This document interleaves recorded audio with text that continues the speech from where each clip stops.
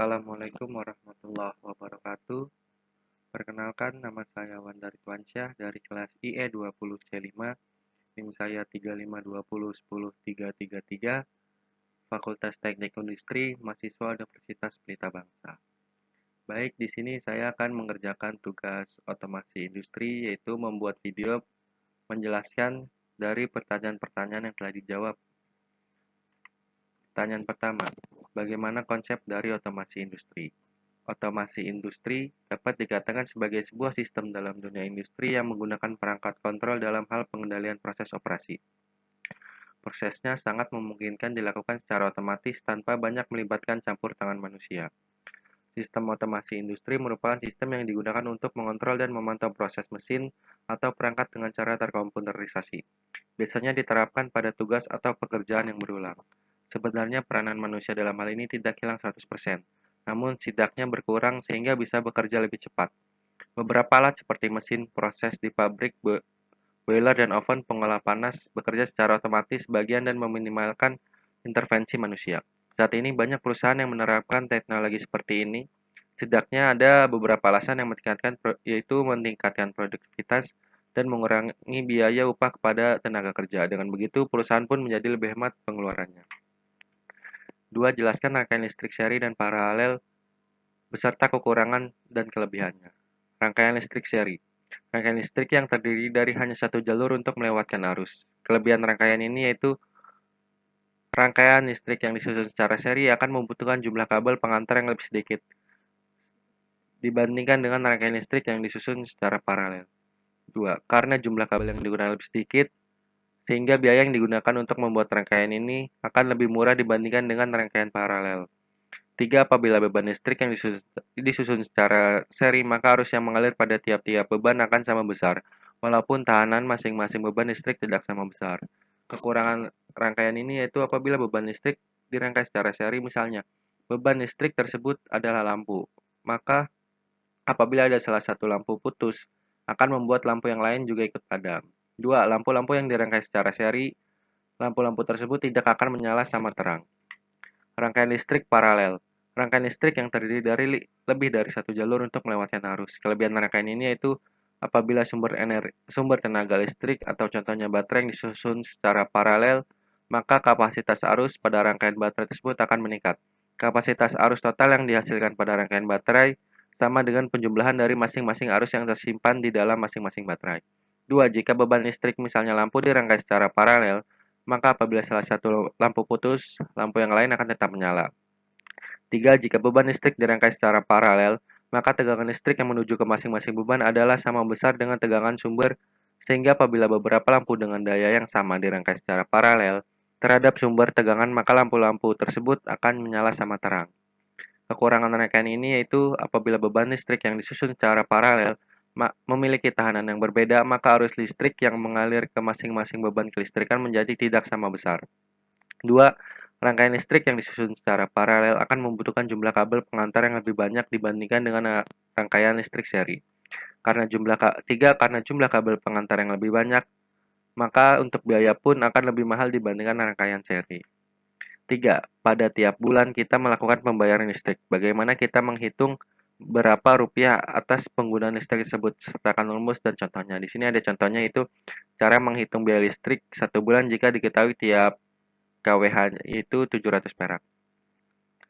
Ada 6 lampu 20 watt menyala 10 jam per hari.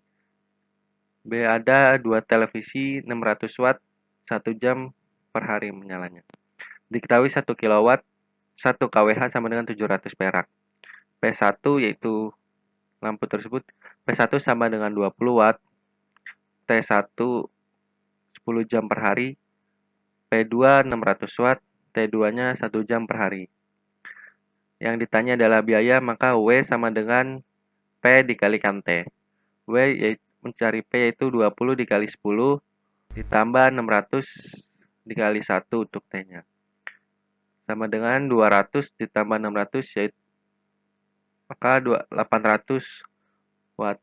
Jika dijadikan kilowatt maka 0,8 kilowatt. Energi dalam 1 bulan atau 30 hari adalah 30 dikali 0,8 sama dengan 20 24 kW. Biaya listrik 700 dikalikan 24, biayanya maka 16.800. 4. Apakah energi bisa diperbarui ataukah tidak bisa diperbarui? Berikan penjelasan dan uraiannya. Sumber energi bisa diperbarui dan tidak diperbarui. Ada dua sumber itu. Sumber energi yang dapat diperbarui yaitu sumber energi yang dapat digunakan secara terus-menerus tanpa batas waktu tertentu serta tidak mudah habis. Contohnya yaitu air, matahari, hewan, dan tumbuhan. Sumber energi yang tidak dapat diperbarui. Sumber energi yang tidak dapat diperbarui merupakan sumber energi yang akan habis bila terus-menerus digunakan, tidak dapat dibentuk dalam waktu yang cepat, serta jika tidak dikelola dengan baik akan sulit mendapatkannya kembali. Contohnya yaitu minyak bumi, batu bara, gas alam, dan lainnya. 5. Jelaskan mengenai transformator, cara kerjanya, fungsi serta kegunaan, dan kenapa alat listrik memerlukan transformator.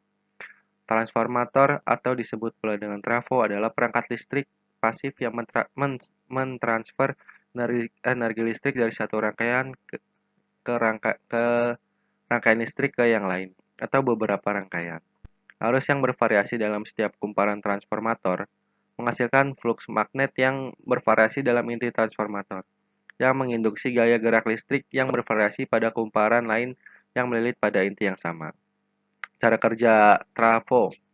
Cara kerja trafo didasarkan pada prinsip sederhana induksi timbal balik antara belitan primer dan sekunder, yang juga dikenal sebagai kumparan. Kumparan ini membantu mengubah energi dari satu rangkaian ke rangkaian lainnya.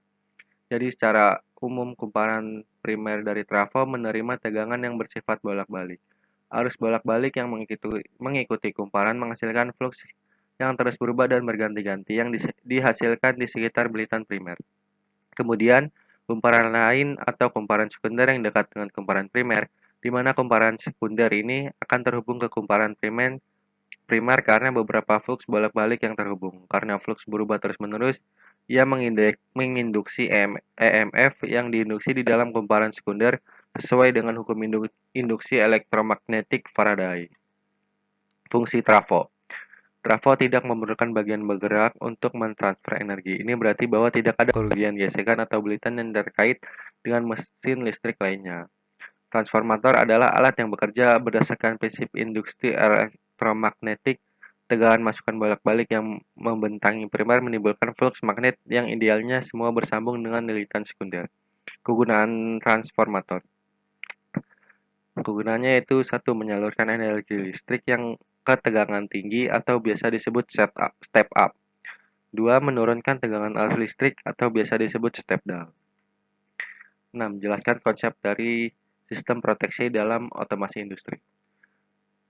Sistem proteksi adalah pengaman listrik pada sistem tenaga listrik yang terpasang pada sistem distribusi tenaga listrik, trafo tenaga, transmisi tenaga listrik, dan generator listrik yang dipergunakan untuk mengamankan sistem tenaga listrik dari gangguan listrik atau beban lebih, dengan cara memisahkan bagian sistem tenaga listrik yang terganggu. 7. Jelaskan bagaimana cara membaca nilai gelang pada resistor 5 warna dan berikan contohnya. Di sini ada resistor, ada 5 gelang. Gelang ke-1 berwarna coklat, gelang kedua berwarna hitam, gelang ketiga berwarna hijau muda, sama deh. Gelang keempat berwarna hijau dan gelang kelima berwarna perak.